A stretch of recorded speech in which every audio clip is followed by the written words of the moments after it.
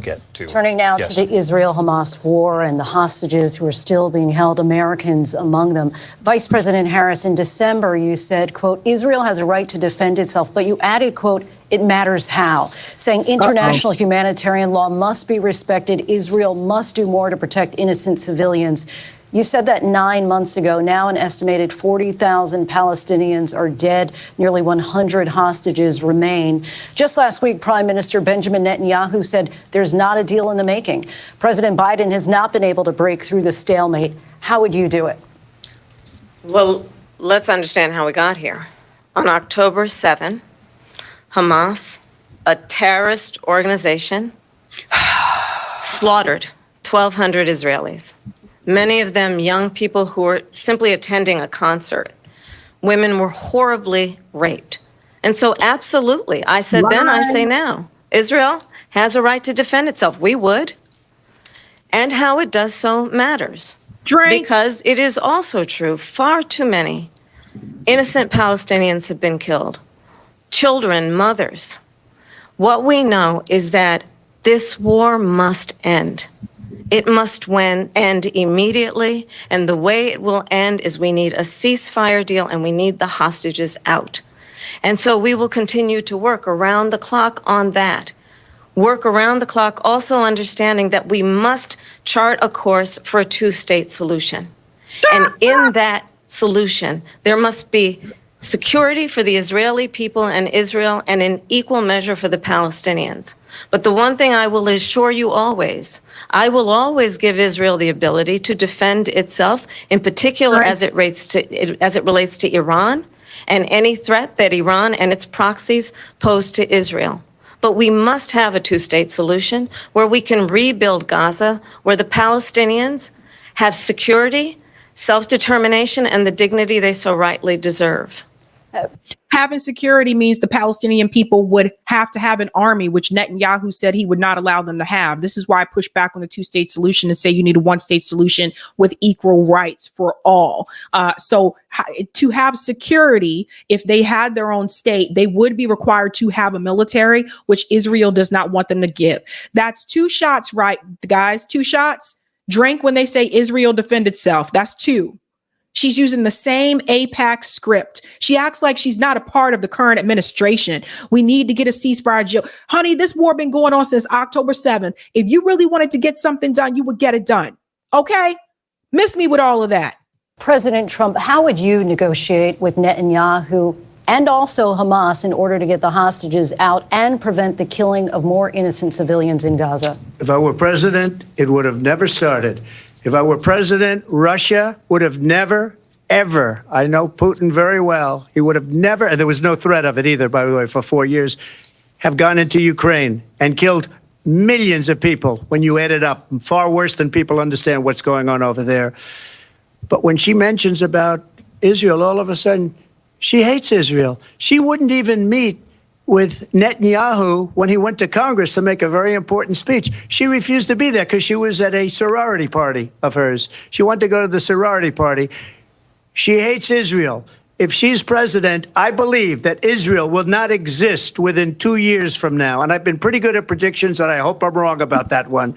She hates Israel. At the same time, in her own way, she hates the Arab population, because the whole place is going to get blown up. Arabs, Jewish people, Israel will be gone. It would have never happened. Iran was broke under Donald Trump.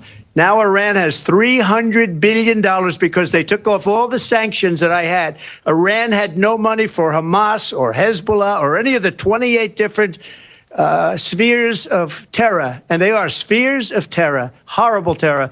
They had no money. It was a big story, and you know it. You covered it very well, actually. They had no money for terror. They were broke. Now they're a rich nation, and now what they're doing is they're spreading that money around.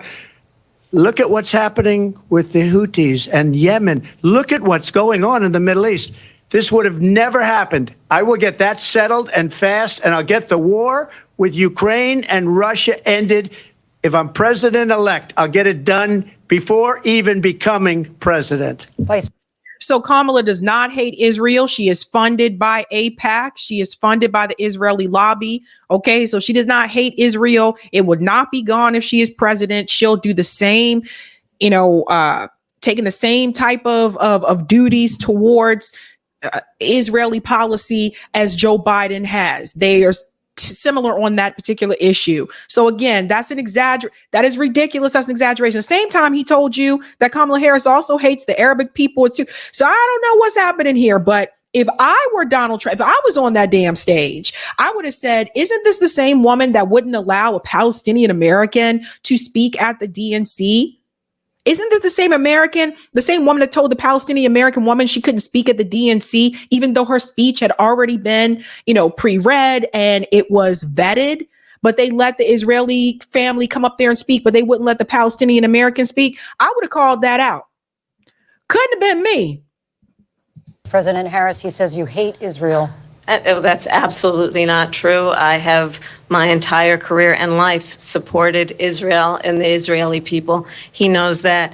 He's trying to, again, divide and distract from the reality, which is it is very well known that Donald Trump is weak and wrong on national security and foreign policy. It is well known that he admires dictators, wants to be a dictator on day one, according to himself.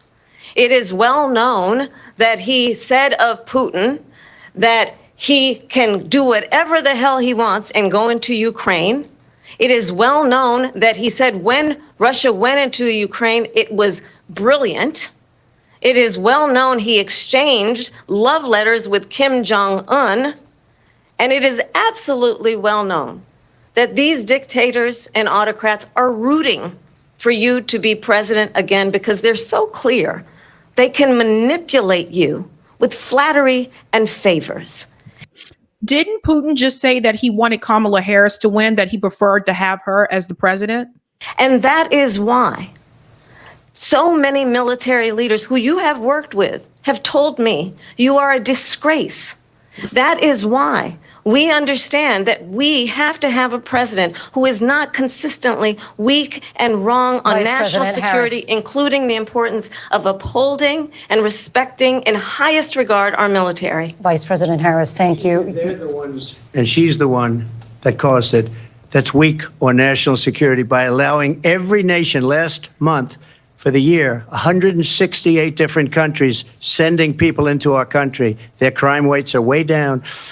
Putin endorsed her last week, said, I hope she wins. And I think he meant it. Because what he's gotten away with is absolutely incredible. It wouldn't have happened with me.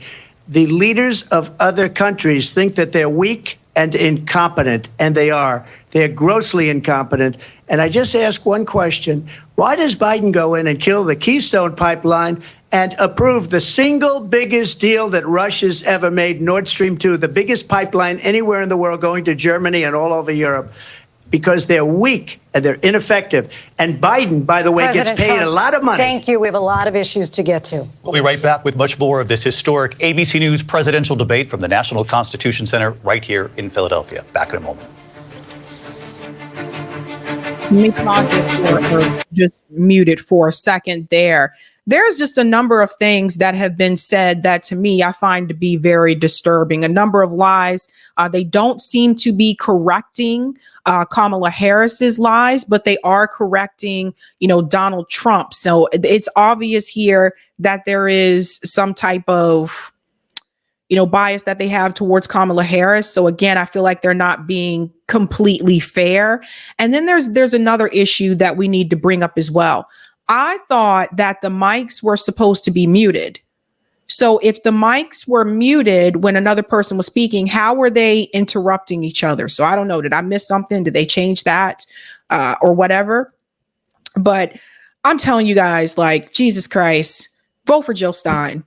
Like this is crazy. Like I